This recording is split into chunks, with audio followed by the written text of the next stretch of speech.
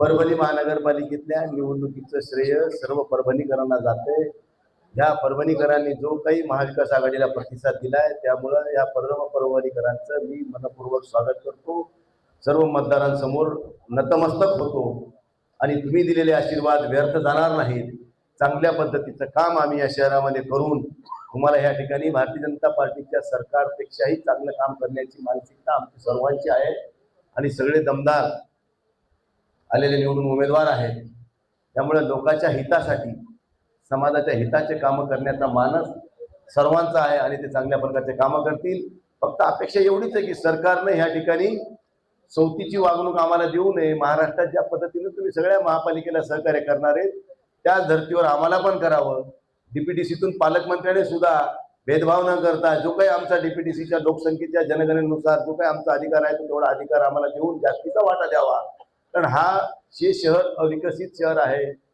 परभणी शहर हे आणखीनही जेवढं सुधारायला पाहिजे तेवढं सुधारलेलं नाही। त्यामुळे भारतीय जनता पार्टीच्या काळामध्ये पालकमंत्र्यांची सुद्धा तेवढीच महत्त्वाची भूमिका असेल की तरी कुठलेही कट कारस्थान न करता खुल्या मनानं मी परभणीचा आहे, मी परभणीची आहे, मी परभणीची पालकमंत्री आहे आणि ही परभणी माझी आहे। जसं आम्ही या ठिकाणी मेडिकल कॉलेजच्या वेळेस आंदोलन केलं होतं की आम्ही परभणीकर, तसं आम्ही सर्व परभणीकर या परभणीच्या विकासासाठी कटिबद्ध आहोत एवढं सांगतो।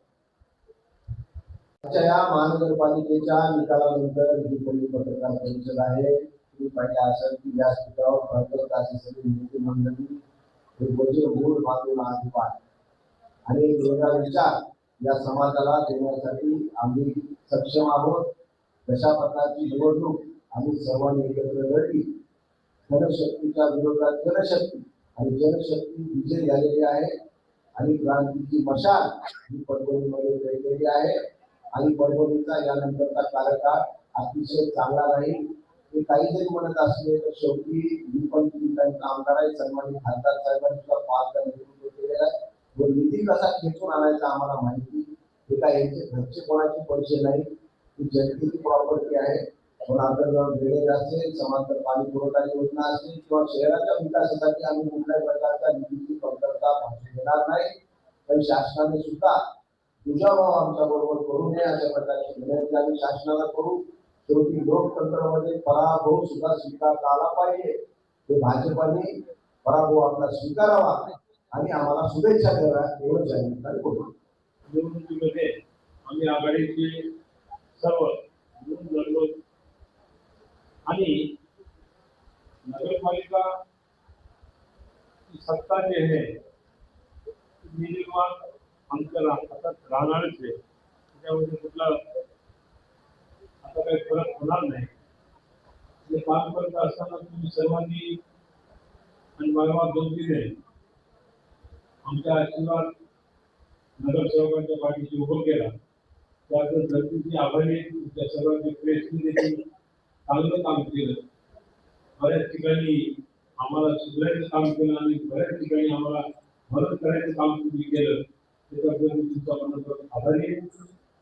आणि थँक्यू। आमच्या होती शेवटी शिवसेनेचा दादा जास्त आलेले आहेत, पण आम्ही लढत असताना सुद्धा आमच्यामध्ये बऱ्याच काही प्रमाणात सगळ्या एकमेकांना समजून घेऊन शेवटी सत्ता स्थापन करणे आमच्यासाठी महत्त्वाचं। महापौर उपमहापौर श्रेणी हे महत्त्वाचं नाही। जशा प्रकारचा तोल जनतेने दिलेला आहे तर जनतेचा सन्मान आम्ही करणार आहोत आणि जनतेने जे आम्हाला आदेश दिलेला आहे त्याप्रमाणे निश्चित कारवाई होईल आणि एक चांगल्या प्रकारचं भ्रष्टाचार मुक्त महानगरपालिकेवर सत्ता आम्ही निर्माण केल्याशिवाय राहणार। देखो जिस तरह से अभी हमें जीत मिली है जिसमें कांग्रेस का भी सहभाग है, हमारा भी सहभाग है, हमारे वरिष्ठ नेता और हम सबने चर्चा करके इसको किस तरह से मार्ग निकालना होगा।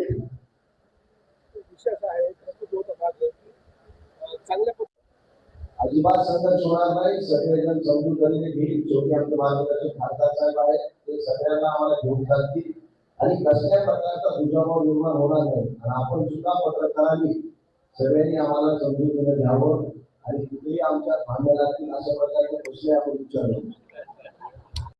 वो अंदर की बात है। जिस दिन तारीख जाहिर हो जाएगी महापौर की उस दिन आपको समझ में आएगा कि कौन महापौर बनेगा। से इलेक्शन लड़ रहे हम लोगों ने पब्लिक के सामने विकास का मॉडल पेश किया था। शहर के अंदर जो विकास बाकी है उसको किस तरीके से मुकम्मल किया जाएगा। सामने ने बीजेपी की तरफ से ये बात आती है कि हम लोग नीति नहीं देते। जिस तरीके से देश को आजाद करने के लिए सारी जनता रोडों पर आई थी और मुझे उम्मीद है कि ये लोग नीति वगैरह नहीं देते। जिस तरीके से खासदार साहब ने सत्ता में रहने के बाद मेडिकल कॉलेज के वास्ते रोडों पर सबको लोगों को उतारा था, हमदार साहब ने, खासदार साहब ने, उसी तरह पूरी परभणी की शहर की जनता विकास को अगर ये नीति नहीं देते तो सारा शहर रोड पे उतरने के लिए तैयार है। चार ज्यापासून निघाले होते त्यांना 7 घातल्याची माहिती कळते. ऑपरेशन लोटस परभणीमध्ये होऊ नये यासाठी काय खबरदारी घेणार? हम तो राह पर अकेले ही चल पड़े थे, लोग आते गए और कारवां बन गया। तुम उसकी फिक्र मत करो। हमारे यहाँ का कोई भी इधर उधर नहीं जाएगा। कांग्रेस के 12 से हमारी बाजी की है और हमारे 37 लोग हम जैसे चुन के आए। हमारा पार्टी अलायंस है, वो पार्टी के लोगों का रजिस्ट्रेशन कलेक्टर के पास करेंगे कि उनका एक गठनेता चुनेंगे और पार्टी के 12 लोगों का वहाँ पे एफिडेविट देंगे।